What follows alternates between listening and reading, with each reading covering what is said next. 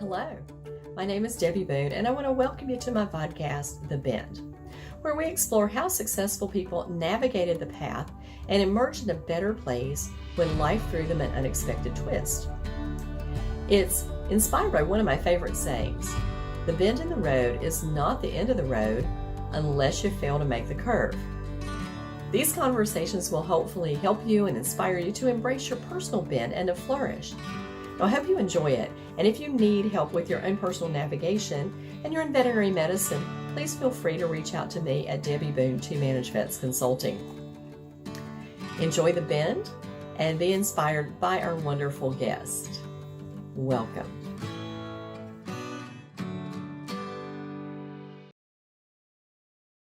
Well, hello everyone, and welcome to today's episode of The Bend. Now, I have been trying to get this guest on my calendar for a while because she is a very busy mom and veterinarian and writer. So today we want to welcome Dr. Emily Singler. She is a 2001 graduate of Penn State. That's why she is a VMD instead of a DVM. And she now lives with her 5 kids and husband in Florida, Orlando. Going to VMX is easy for her. She just pops right up there. Yep. Her career in vet med has included experience in shelter medicine, private practice, and as a relief veterinarian. And she currently works as a writer, consultant, and mentor, and enjoys writing for pet owners and veterinary professionals. And her writing includes public health, preventative medicine, human-animal bond, and life as a working mom. In her free time, she spends time with her family, horseback riding, and all things llama and alpaca. I got to talk about that, Emily. And I've got a copy of her book here, which I believe truly should be on every manager's and practice owner's shelf. And the name of her book is Pregnancy and Postpartum Considerations for the Veterinary Team. So, Emily, thank you for being with me today and for making time out of your very busy schedule to spend some time with me and my audience on The Bend. Thank you so much for having me. I'm very happy to be here. Yeah.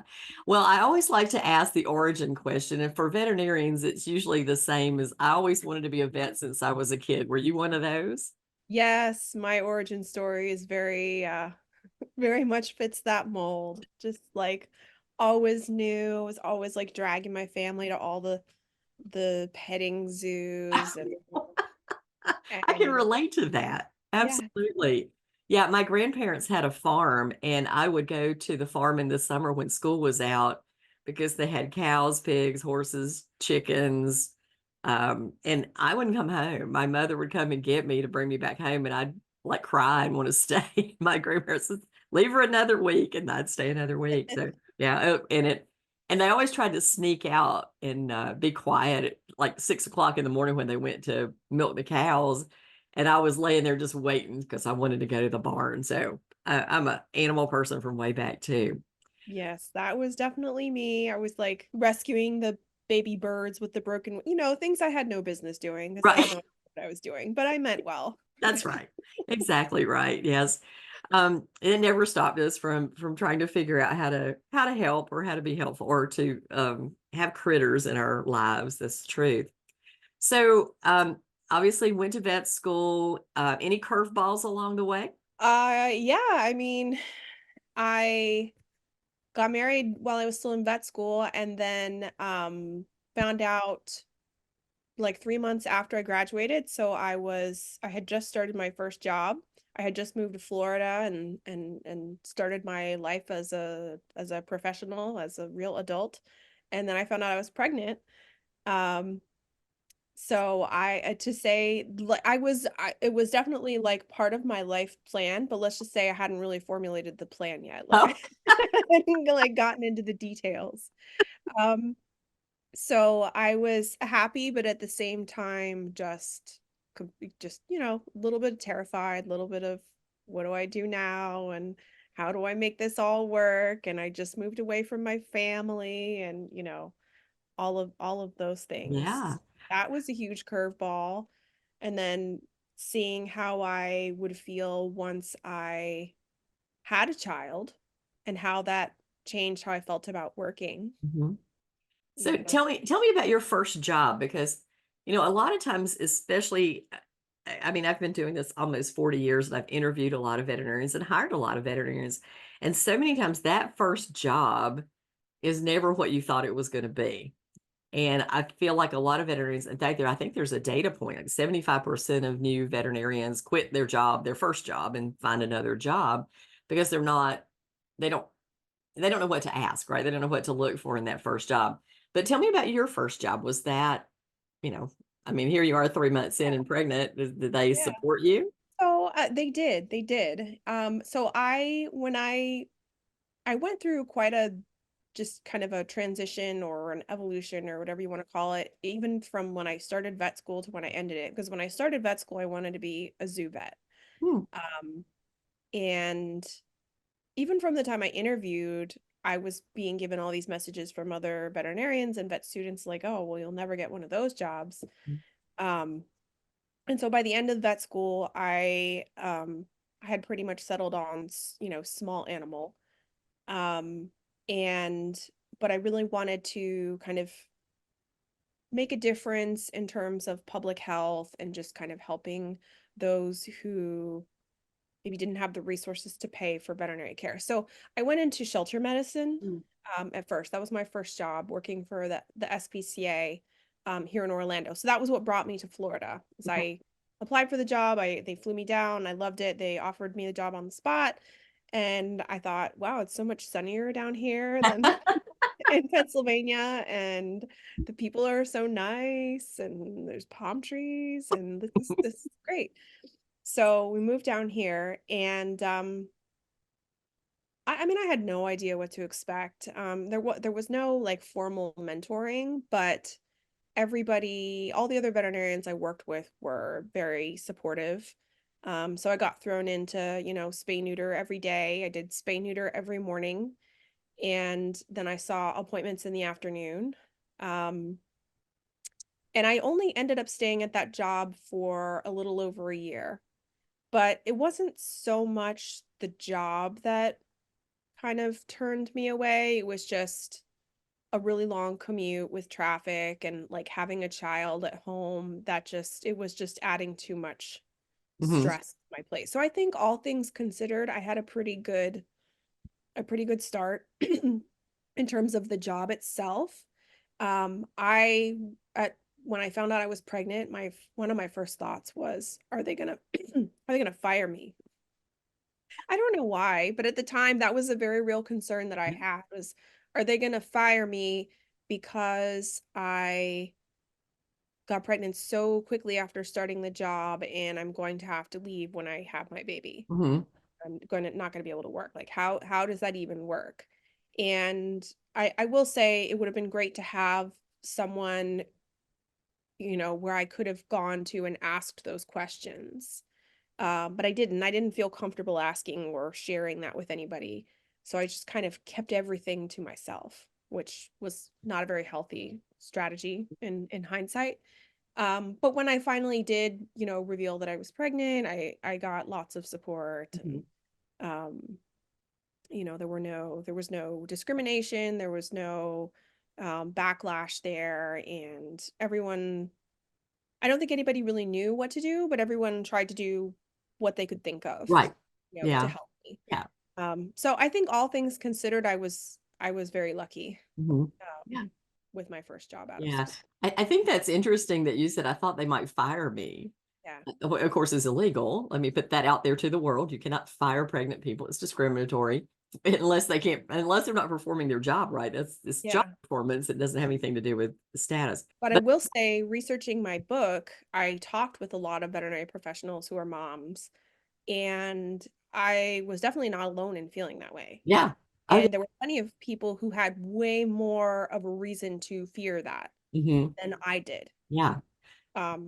Very toxic situations, a lot of complaining about how it was going to ruin everything, and just real fear that maybe it would be attributed to something else, but But still, some reason would come about after they announced their pregnancy as to why they were no longer right. going to be employed at the practice. And I don't think, I agree that you're not alone there. I can remember distinctly one of my good friends who, she's still my friend 30 years later, but a sales rep.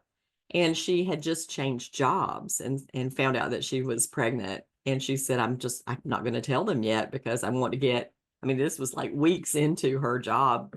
Mm-hmm. And she said, I don't want to tell them yet because I want to get established in my job and in my role. And so that they know I actually can do this before I spring it on them that I'm going to have to be out for maternity leave, because I don't want them to find a reason to let me go this, I mean, this Right. like right Right. weeks into the game. So it's a legitimate fear, I think, that's out there. And it's a shame because it's not a crime to be pregnant. And it doesn't mean that you can't perform your job. One of my very favorite stories is about the day I walked into practice and I had four veterinarians, two male, two female. One, the male, my practice owner, was passing a kidney stone. So our lead receptionist was driving him to the hospital. Then this was 8:30 in the morning and we opened at 7. The other veterinarian had pulled his back out, so he's lying on the floor in his office. My other two female veterinarians are both pregnant. So one of them is, maybe 3 or 4 months pregnant. The other one is on the cusp of like going to the hospital. Her Uh-huh. water broke. And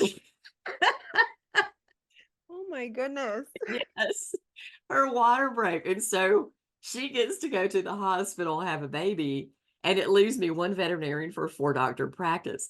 But Dr. Jackie Gentry, I'm going to call her name out here. I saw her at VMX. I was so excited to see her. And she remembered this day. She was unflappable. How could you I mean, forget? yeah, she handled the caseload. We got on the phones, we called people, we told them what was going on. Our clients were wonderful. And we managed that day from instantly having 4 to down to instantly having 1 doctor. But it was just a crazy day. So my female veterinarians all through my practice life worked until they didn't want to work. And then they went and had their babies and they came back when they decided to come back. So I don't understand why anybody thinks that it's going to be like some kind of a big deal, unless you were the sole practice owner and you're the pregnant one. That is a challenge because there's where relief comes in. And you talked about working relief. Was that, and I talked to a lot of veterinarians, and Cindy Trice, who owns Relief Rover, is a friend of mine. So a lot of veterinarians do choose relief work for the freedom that it gives them to be with their family. Was that one of the reasons that you kind of moved into some relief work?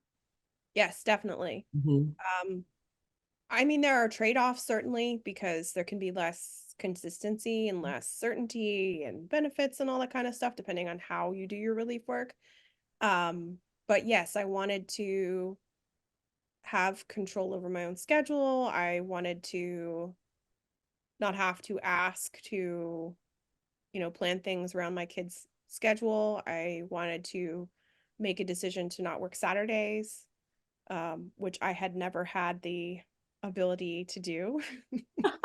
I had been told all these things from my boss or manager over the years, like, well, you're just gonna have to get someone else to take your kid to the soccer game or the baseball game or whatever else. That's just kind of how it goes.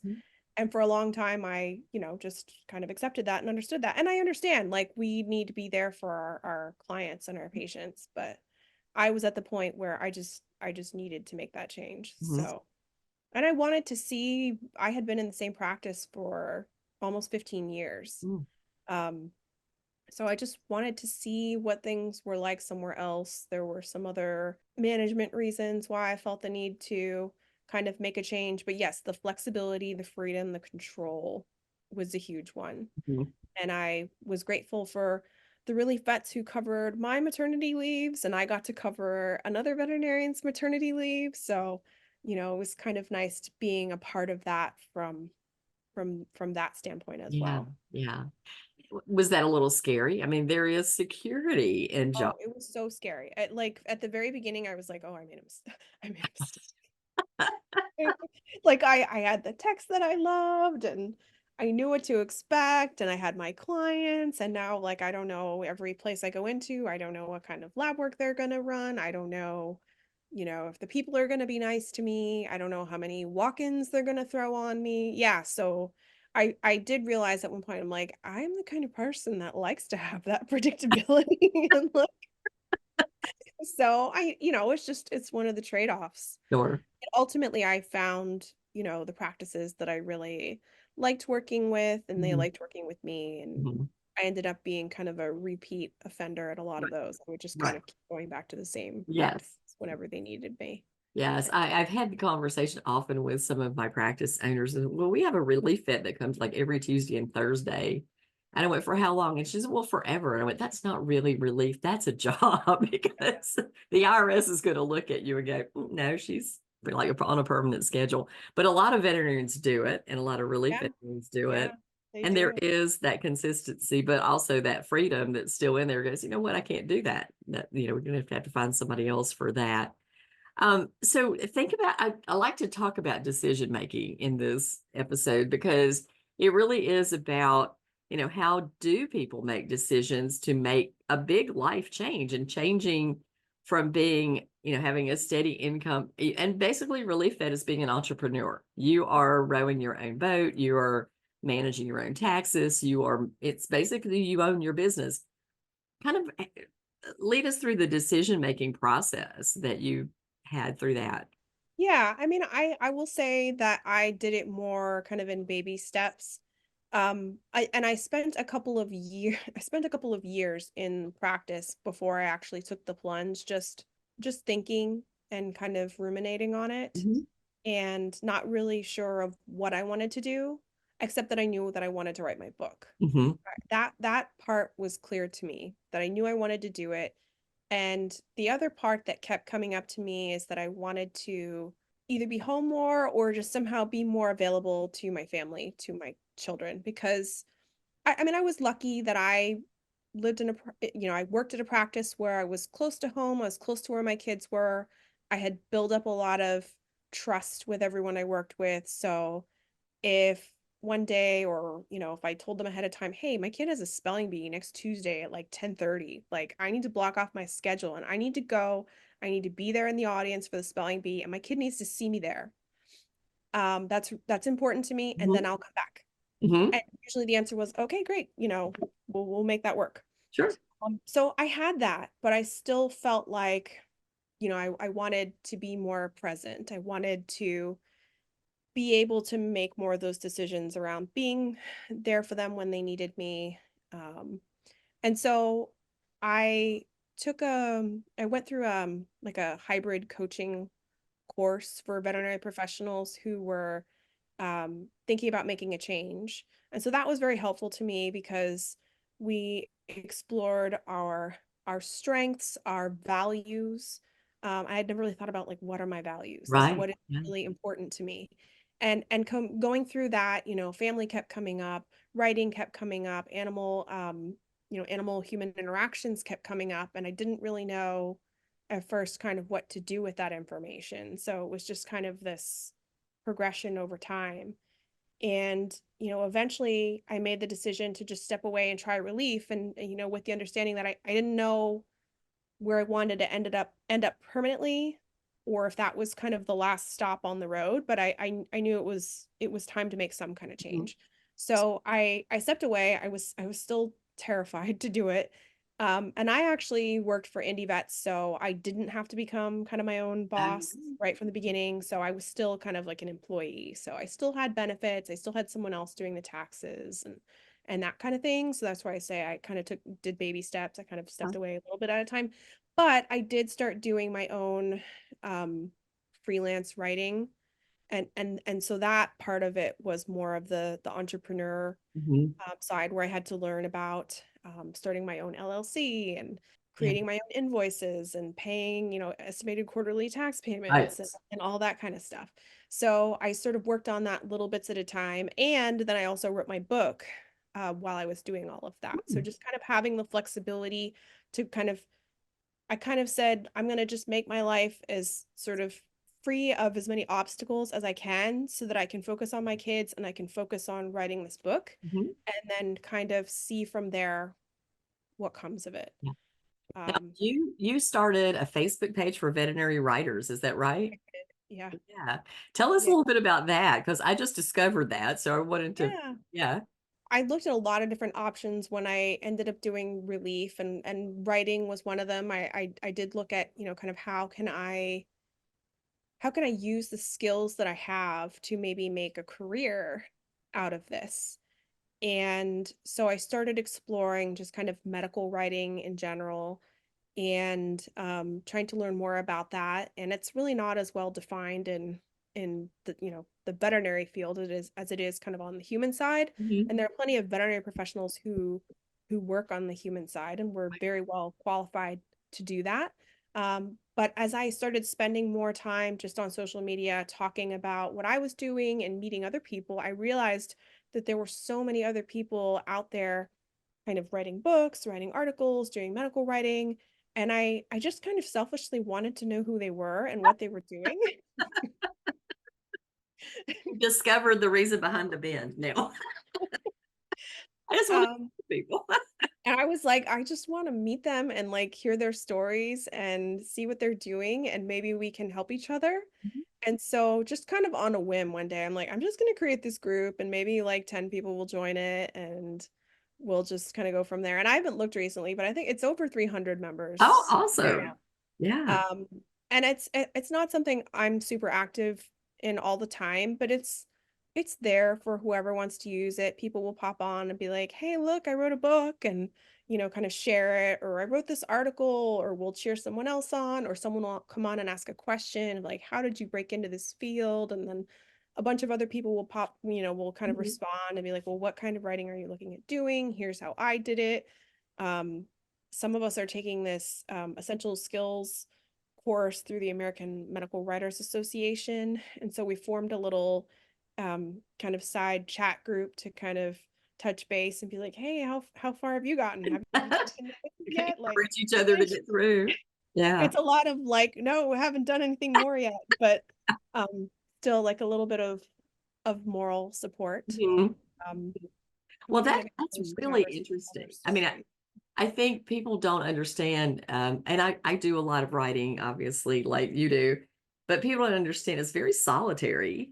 And Yeah. then how do you get started in it? And recently, I've actually kind of started a new little consulting service to people who want to become consultants or speakers or writers because they don't know how to do it. They have an idea in their head, they have skills that they need to share with the world, and they just don't know. And I thought, gosh, you know what? I wish I had somebody to talk to when Yeah. I started like 17 years ago, because I was so naive. I mean, I didn't even know that how you submitted anything to a conference to get to speak. I thought they just called you up and asked you. I mean, I just really didn't have a clue. And so I've gotten to the point where that happens to me now. They just call me up and ask me, and I'm sure they do the same thing for you because your subject matter Oh, is so interesting. And not yet, but yeah, they will. Believe me, they will. But yeah, I thought, oh, I just would really have liked to had a coach. So it's something I just started doing, and it's so much fun to me. I like to nurture people. I like to grow people. I always did as a manager, and now as a consultant, I really like it. So, but I do want to talk about your book because I feel like it filled such a gap in veterinary medicine, and especially with if you look at the percentages, I think we're close to 80% female now, certainly going through vet schools, trying to do that with the more little DEI stuff, because I look again and go, come on, y'all, guys need to get in here. Different uh diversity needs to come into our profession a little bit more. But mhm. still, we have a lot of women, and we need to know how to manage their pregnancies. And so, looking at this book, the only negative comment I had for you, and you know this, is that the type is very small. Text size, I know. Yeah. But hopefully, I mean, I can read it, but still, it's like, who did that to you? There were so little. But this is amazing. This book is absolutely amazing. There is so much inappropriate fear out there. And then there's so much friggy diggy, it doesn't matter out there. And the truth is right in the middle. And you've pulled that out with facts. And so let's talk a little bit about like the journey to get here. I mean, obviously, having 5 kids, you went through it, and you probably researched this for yourself.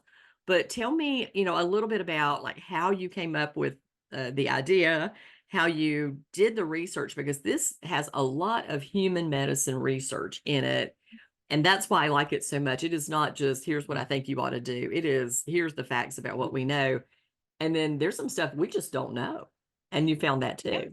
Yeah. Yeah, for sure. There's not like one right answer to all of it. Mm-hmm. So I had my first child. She's actually going to be 18 in 2 days. Oh my gosh. Oh my God. So I'm going through some feelings.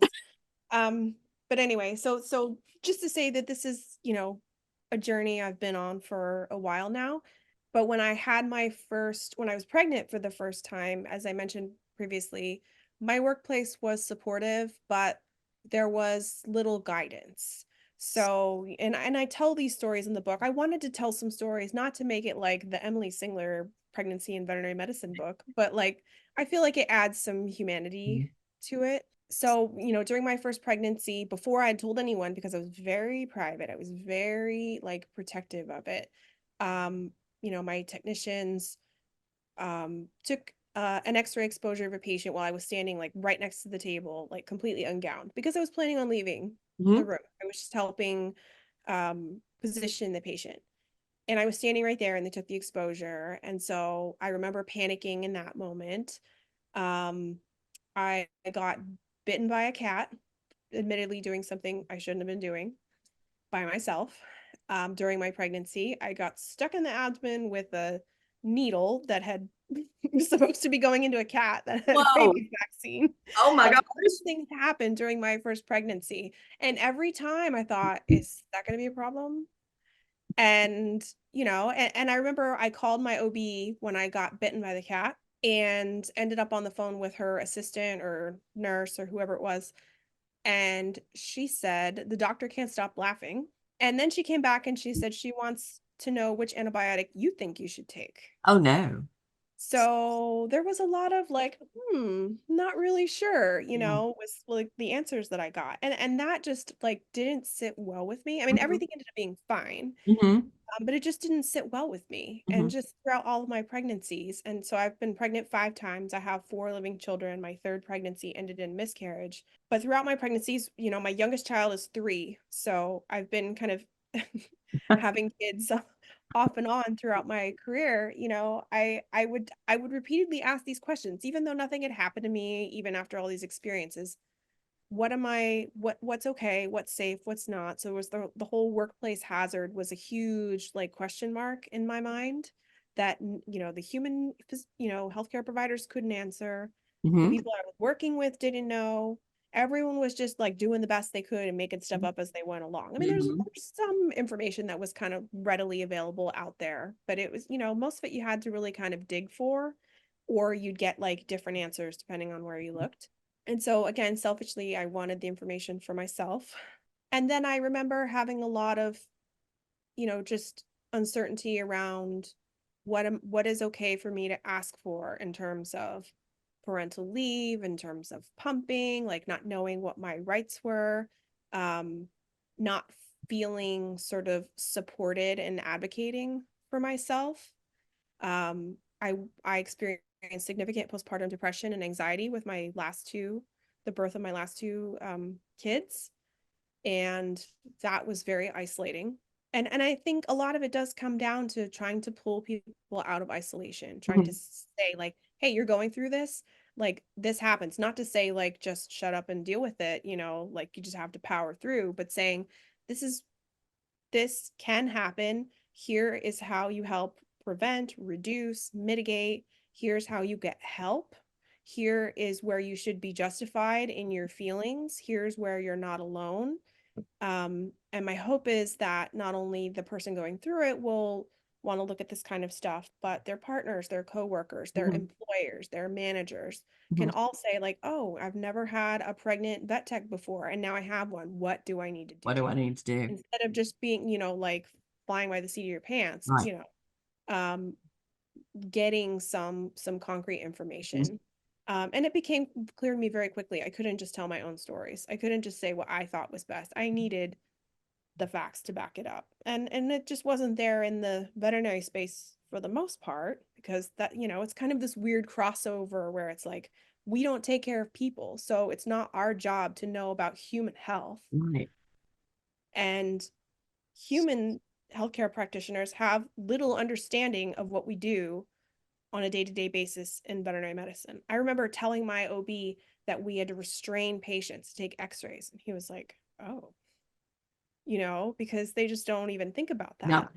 that. So it was kind of this weird place in the middle where sometimes nobody really knew the answer. So we just kind of had to pull out the facts and the data as best I could and decide what was important and just try to make it as inclusive and, objective and non-judgmental as I could, so that everyone could kind of get what they need from it, at least as sort of a starting point. It's not going to be like a, from first trimester through the end, like this is exactly what you should do. Right. It's more kind of like, these are the things you should think about.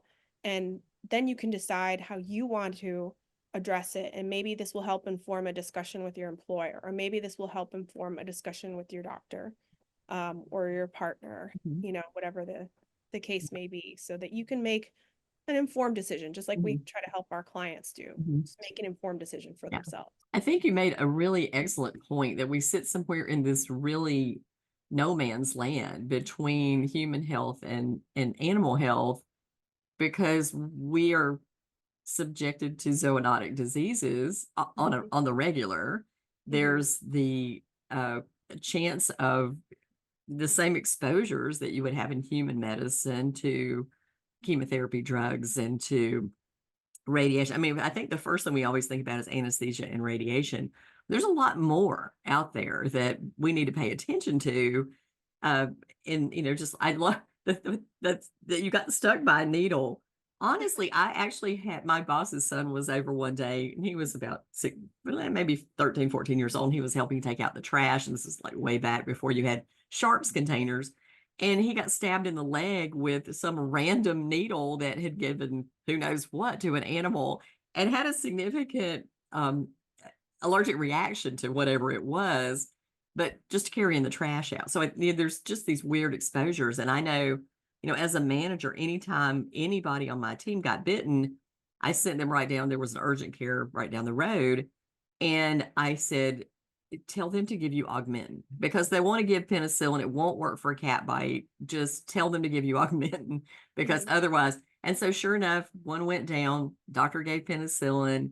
The whole thing became infected. We had to go through 6 weeks of hand therapy with this hand surgeon, all because he used the wrong antibiotic. And this is important stuff that, we need to know, but we need to share with human medicine. Thinking about where I live now, where you live, this in Pennsylvania, I'm sure it was a red flag every time somebody walked in the doctor. But when I lived in North Carolina, we diagnosed an animal with Lyme disease doing a 4DX test. Her owner had been sick for 2 years, and the doctor couldn't figure out what was wrong with her. She went back and told him her dog had Lyme disease, and they tested her, and that's what she had. So it is also very regionally specific as to what people think you're exposed to in human health. And it's all but what's on their radar. And all these things, and the zoonotic stuff particularly, is on our radar all the time. Leptospirosis is another one that came up, and I had a pregnant staff member who was my lab technician get Giardia.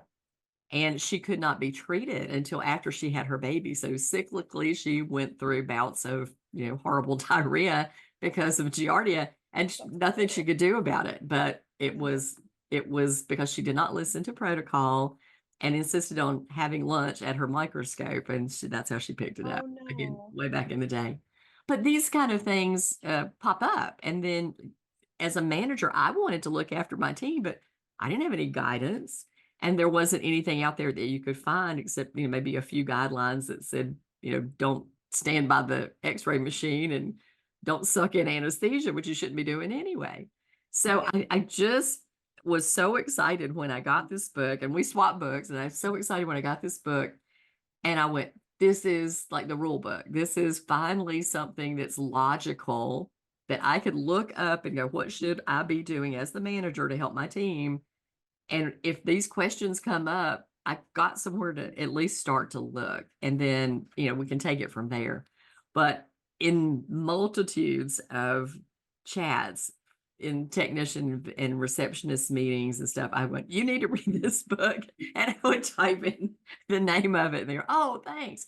So I'm personally like your marketing person trying to I advocate to get this book appreciate out that. into the I world. appreciate that. And I also believe it should be mandatory reading for any veterinary manager and certainly those who sit for the CVPM, because this is important stuff and we need to know it. That is my soapbox for you. Yes. I applaud you. Thank Thank you. you. Thank you. Thank you. Now, it is always challenging to get a book written. So you said, I started this Facebook group. So what tips would you give somebody who was interested in writing a book? And this one it's kind of sits between, it's in that gray area too, between technical and storytelling, because I like the way you combine the two. And that's kind of the way I like to write, because I think stories make things stick and they make things more obvious to people, and because they're situational. How do you write? What's your process for writing? I don't know if it would pass any kind of muster for anybody else's standards, but I mean, for me, like I wasn't, I never approached this from the standpoint of I want to be a writer and I want to be an author. It was, I want to write this book. I want to get the information out, and a book seems like the best way to do it. So that's going to be different from probably a lot of other people who want to write a children's book, or they want to write a novel, or, something like that. But for me, as I don't remember where I read it, but I was doing some reading online, and I remember reading something saying that if you want to write a book, you should start a blog, so that you can kind of get your name out there. It was more kind of like from a marketing standpoint, Mhm. like people need to know who you are, you need to have a following, which I would argue you don't need a blog to do that. You could just be on social media, Mhm. or, LinkedIn or Substack or anything else. But at the time, that was what I read. And I thought, okay, that sounds good. I'm going to start a blog. And so I did, and it was really more for myself than for anybody else, because I mean, I really had to ask myself this question of like, can I write? Like, am I good enough to do this? And I had written, I don't know, people had asked me for help, like, how do I tell my boss this, or how do I say this? And I would write something for them and be like, oh, you're a good writer. But I'm like, I don't really know if that means anything. So I just started writing on veterinary topics, and I was still working for Indie Vets, and they started a blog. And so I wrote some stuff for them too, and then wrote some stuff on my own blog, Vet Med Baby, which once I started really working on the book, that kind of took a little hiatus. And I saw that I enjoyed it, and I saw that I got some positive feedback from it. And um, then from there, just decided I want this book to exist in the world badly enough, so I'm going to find a way to do it. So I was working full time, and sometimes pregnant, and raising 3 or 4 kids while I was doing it, which means most of the book writing happened at like 10 p.m. or later.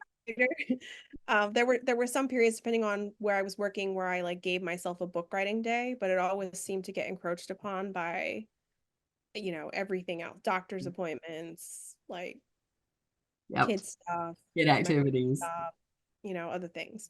But I tried to do that as much as I could. I took a there was like a free book school course that I took online, and it was just mostly about like finding your North Star, finding what do you really want to write about, who's your audience, what kind of book is it, what do you want them to like, kind of like what is the problem that your audience has that you can solve for them. So I mean, you don't need to take a whole course. I mean, if you can kind of go through that type of exercise of like, at least for my type of book, which is a nonfiction, Mhm. could probably be a very different process for a fictional book. But I kind of went through that, got clearer on the answers to those questions, and then started making an outline, did some research, and then started trying to write from the outline, at which point I realized I did not have nearly enough research. and, And so I did this kind of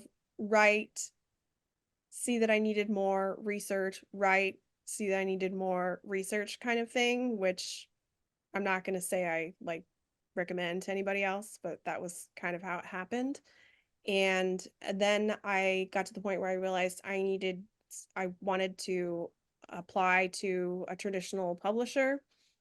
Um, and so I hired a freelance editor to um, edit my chapters, someone who had a science background, to edit my chapters and make them better, just mostly like grammar, organization, that kind of thing. Although she did make some comments about you might want to explain this more, or you might want to change how you word this because it's kind of unclear. Just another set of eyes, someone who was an experienced writer and editor. So that was money very well spent. So she went through all my chapters, and then I went through them all again, and I took some chapters apart and moved some stuff to other sections and like rewrote entire chapters. So it was more than a year of just writing, and probably another, I don't know, like 4 to 6 months of editing even after that. But I submitted my book proposal when I was like halfway through the writing. I'd written like half of the chapters and got a yes, from CRC Press, which is an academic press that publishes a lot of veterinary titles. And I had spoken with other veterinarians who had authored books through them and had positive things to say. And so I decided to go with them. And so I knew by the time I'd finished the book that it was going to be published, which was very helpful. And then once they got it, it was about another 6 months in their hands. So I mean, definitely a good 2.5 years or so, from the time I got really serious about it, which is not bad because I hear of other cases where it takes a lot longer than that. If you're publishing with one of these huge publishers and I know didn't have to have an agent or anything like that. But I know of another veterinarian who wrote more of like a memoir through a kind of a big publisher, and it took her like 10 years. Oh my gosh. She had to have an agent, and I mean, she's going to make a lot more money from it than I'll ever make from this book. Oh yeah. But, it's just a very different process depending on who you go with, how you decide to do it. There are all these I mean, you could just write your own book and upload it on Amazon That's and, true. be completely self-published. That's out there. But I felt like just I needed the clout of a traditional publisher sort of putting their stamp on it, saying, we approve of this. Right. It's peer reviewed to an extent, at least my proposal. But I see a lot of people just going out and doing it themselves. So there are a lot of different ways to do it. Well, I spoke with Amy Newfield, and Amy's books are like you said, they're right on Amazon. She said, I did it all. I just, I did the research. I figured out how to do it, and they're there, and they've been successful. And she said they were actually turned down by traditional publishers. And I can't remember what she told me, like she sold like 9,000 copies of them so far. She said, that's incredible. That's, right. I mean, Amy Newfield is a star, you know what I mean? And she was a star, I believe, before she even had a book out. Absolutely, So she was, I'm and she I'm is. shocked that that she couldn't get a publisher, but Yeah. look at her. I mean, Oh she just yeah. got a Well, publisher. they didn't like the title. They didn't want the unicorn. They just I could think they wanted to stuffy it up a little bit, and just like, Yeah. no, this is what I want it to be. And so she got on Amazon, did her research, and Yeah. has written like 3 books. Now, well, she has one coloring book and two Oh books. yeah, I bought all her books at Yeah. VMX. Yeah. Yes. Yeah, and we won like a unicorn prize. We Right. won like a prize. That's where we had our picture made, as the Yes, yeah, that was where I met you. unicorn book. That's exactly right. But Yeah, yeah, and I have a little bit of that. Like when I submitted my proposal, because they did send it out to other veterinary professionals to read. And I got some feedback from one person that it should be more of like a rigorous academic textbook, and that I should partner with like an MD or a PhD or a like someone that would make it look more like a real doctor wrote it, right? reputable. Yeah, exactly. Exactly. Sorry to all my veterinary friends. We know doctor. I mean, how many times have a client say, "Oh, you're like a real doctor." And so I got like three individuals were like, "Oh, love this. This is great." And the fourth one was like, "I see a place for this. However, and then all this feedback." And that was, that stung. It definitely stung. And the publisher was like, "Well, what do you think?" And luckily I was like, "Well, I think no, because Yeah, yeah, this is you my know, book and I don't like I part of me was like I don't want to share it. I don't want to totally redo it. That I don't want this to be a stuffy academic book. I want it to be someone that your CSR or your vet tech who's only been in the practice for like 2 or 3 months and they need it can pick it up and not be completely turned off by it. Mhm. You know, I don't want people to feel like they have to like take a course and study when they're reading this book. Exactly right.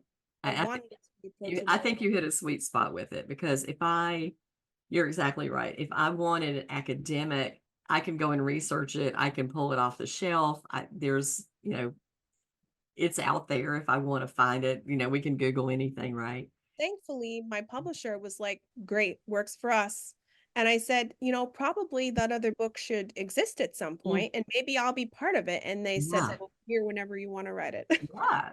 Well, you know Thank what? you That's so much for just, yeah. I feel like you're exactly right. There's when I wrote my book, then my publisher's like, "Well, you should write another book," and I was like, "Ugh," the thought of writing another book at this point. yeah. After I had cranked through this one, but I will tell you my book writing experience was a little different than yours. Now, I like you, I'd had it in my head. I knew what I wanted to write. I knew the subject matter. I started to do blogs. And I think the great thing about blogs, and I've recommended that to the people that I've been coaching, it it's practice, right? It does give you an audience, but it also gets you into the rhythm of writing because it does take concentrating and workflow and then self-editing to go back and say, how does this sound? Read it out loud to yourself. And is it conversational?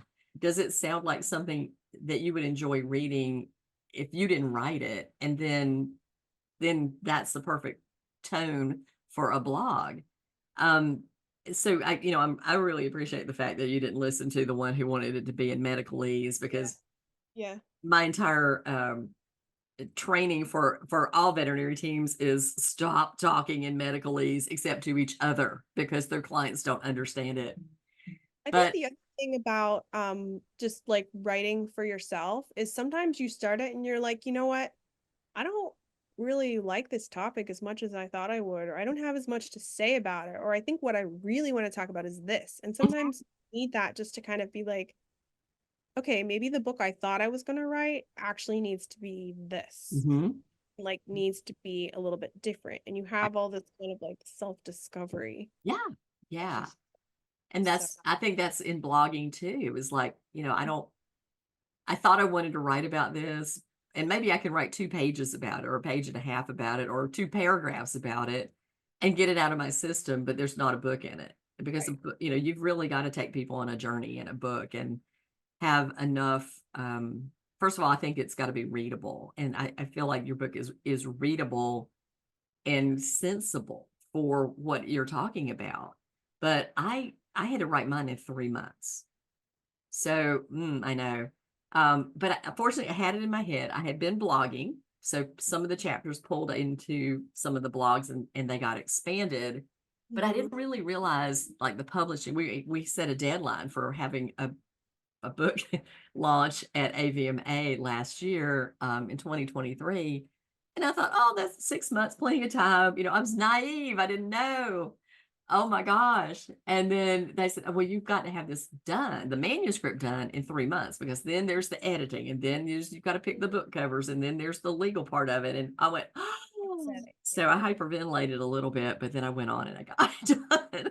Luckily, I had completely unrealistic expectations. I was like, I want to write this book in March and I want to present it at VMX the next January. Like, and I hadn't started writing it yet. Oh, And when I was like interviewing, not interviewing, but like trying to find a editor, uh-huh. thankfully all of them were like, That's not going to happen. They were like, how about you present it at the conference the next The next January? year. Yeah. Yeah, sometimes we need a reality. That I like got brought back down to earth very quickly Yeah. versus like living in like La La Land for longer and being like, this is gonna be so amazing. And then like finding out 4 Reality. months ahead of time, like that's not gonna happen. I love that. I always like to talk about the value of networking on my conversations. So tell me a little bit about did you feel like networking was valuable to you in just like your research for one thing? Because I know you talked to people that you knew in this that had gone through pregnancies and talked to them about their experiences. So tell us a little bit like how you think networking is valuable. Networking has been hugely valuable to me in writing the book and just kind of the journey I've been on professionally in general. I am a very introverted person. Um, and so I have loved being able to network virtually. It is so much easier for me than networking in person. Like if you stick me in a room with like a bunch of people I don't know, like that's probably not going to go well. But I, for some reason, can reach out to like total strangers on LinkedIn and be like, hey, I'd love to talk to you about this. And, it doesn't work 100% of the time, but at least I'm not too afraid to do it. And when it does work, I've made some wonderful connections. So I've done a lot of writing apart from my book. Like now I have found a way to write as a profession still within the veterinary industry. And so I have had the opportunity to interview a lot of people for the articles that I've written. Um, and so that's become kind of second nature to me now to just reach out to individuals and be like, I'm writing this article on such and such a thing. I see what you've done in this field, and I'd love to talk to you about it. And people in general love to talk about the things that they're working on. Mhm. And I have learned so much just from just being taught by them, and then writing about the things that they do. But it's really helped me learn, to not be afraid to approach people and say, this is what I'm doing. I see what you're doing. I'd love to learn more about it. Can we hop on a Zoom call? Can you give me some guidance? Can you talk to me about what you've done? And I'd say by and large, if people see the message, they are usually more than happy Mhm. to do it. And that's been so enriching. And I feel like it's opened so many doors for Mhm. me Mhm. in terms of, meeting the right people who then connected me with the right people to help me get my book published, meeting people whose stories enriched, the sort of the approachableness of the book and sort of all the different experiences that I was able to incorporate in the book. And then also just in my kind of professional journey and finding other opportunities and kind of I don't like the idea of like self-promotion, but it's like very uncomfortable for me, but I'm seeing that I have to do it. Um, and so just kind of getting other people to see who you are and what you're doing so that, just like you, they'll bring your name up, they'll bring up what you're doing, even when they're not talking to you, and other opportunities can come from that. So yeah, it's been hugely beneficial. Last year at VMX, when you and I finally met in person, oh, that was such an invigorating experience in the expo hall. And I normally I hate the expo hall. Like Mhm. everybody loves it, but I'm like, I don't want to talk to anybody. And like Yeah. I really don't I don't want to walk up to people because I'm like, what do I say? I don't know what to say. I want that stuffed animal or whatever, that t-shirt, but I don't want to stand and have a conversation with the person. Right. But this year, like there were so many people that I knew I was going to see, that I wanted to see, that I had made plans to see. I was able to hold my book signing, which took a lot of networking, Mhm. a lot of networking. Mhm. Um, and then there were some people that I didn't even know I was going to see, like Sonia Olson, Mhm. who just magically That's right. appeared. She appeared behind us. It That's was right. amazing. So that was the first time I've ever felt like invigorated and energized by that kind of like in-person networking and interacting, but I think it was because there had been all of the virtual stuff kind of leading up to that. Yeah. Yeah. You made a great point because we do have a lot of introverted people in our community. And I mean, how many times as a manager, it was like, people have said, I love animals. I don't like people. And you're like, you know what? And guess what? We are in a people business because the people decide to drive their animals to us. And I think there's an unrealistic expectation about how much peopling you're going to be doing when you are in a veterinary profession. And maybe we should shine a light on that because people would be better prepared for it when they got out of school and realized that they're on the spotlight, they're on stage all the time. Mhm. But it is it can be exhausting. For me, it is a lot of fun. I absolutely love going to the trade shows. I love meeting new people, but I also go back to my hotel and crash Yeah. because it's like, whoo, it takes a lot of on for you. And the speaking does the same thing, a lot of on. And people would think that, oh, you're naturally extroverted. I'm not. I will sit in a corner reading a book for hours at a time, be perfectly content.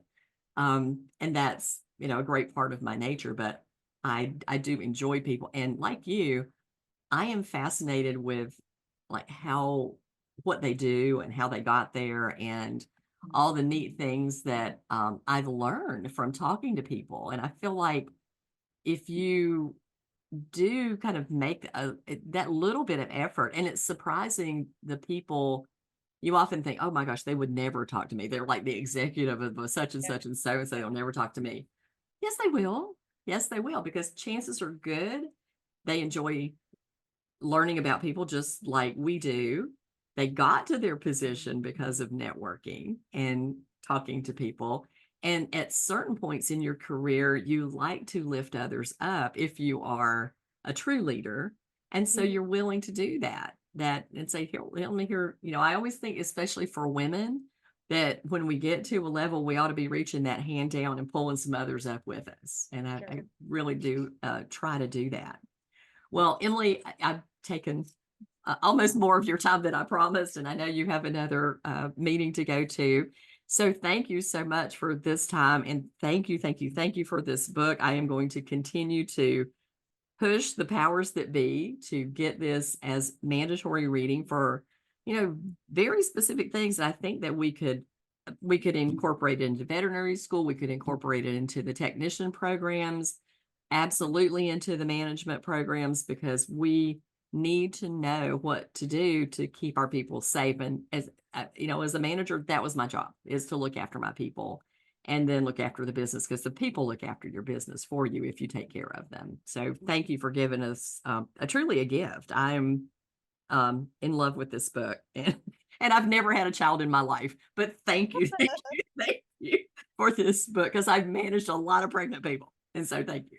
Thank you so much. Thank you so much for having me and for all your support and for talking about me when I'm not there and speaking my name into the room and for all your advocacy. It means so much to me. And I'm so glad that I got to meet you in person, and I look forward to continuing to Yes, we will do it again. We will be at conferences together. We will do it again. definitely be at VMX again next year. Absolutely. All right. Have a great rest of your day. Thank you to the audience for listening. Dr. Emily's book is Pregnancy and Postpartum Considerations for the Veterinary Team. Emily Singler, VMD. Here it is. Great cover, too. By the way, it's hard for me to get my camera to behave, but we'll get it there. Okay. No, it's not. There we go. Okay. All right. Get this book. All right. Thanks, everyone. See you on the next episode of The Bend.